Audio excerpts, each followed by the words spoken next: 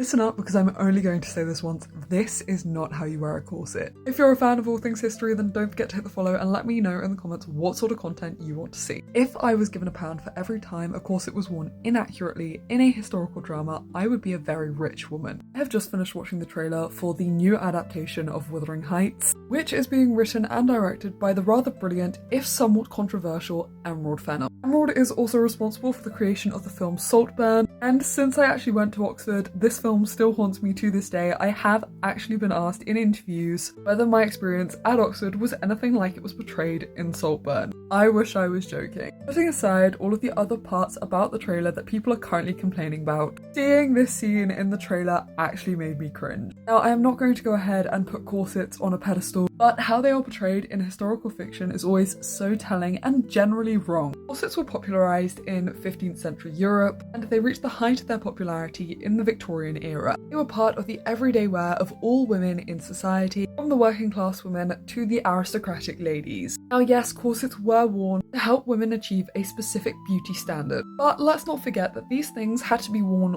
all day, and women had to be able to move around and work in them, which meant that they did have to be somewhat comfortable, and they are the precursor to the modern bra. That's exactly what annoys me when we see corsets portrayed in historical fiction, because as you can see here, the corset is being tied directly onto the skin, and it's often due to this that actresses will complain in interviews that corsets are uncomfortable. In fact, due to health and safety concerns on the set of Bridgerton in 2023, Netflix banned the use of corsets on the show. This is an example of a corset from the 16th century. It comes from the effigy of Queen Elizabeth I, and as we can see here, the corset is being worn over an undergarment. This was done to create a barrier between the skin and the corset, both for comfort and cleanliness purposes, and this practice continued well into the Victorian era, as demonstrated by this advert for a corset. Another thing we need to stop doing in historical fiction as well is putting people in corsets and stays when they don't need to be wearing them, because that happens far more often than you think. Here's to hoping they get it right next time. And is it just me, or did anyone else see any inspiration from Gone with the Wind?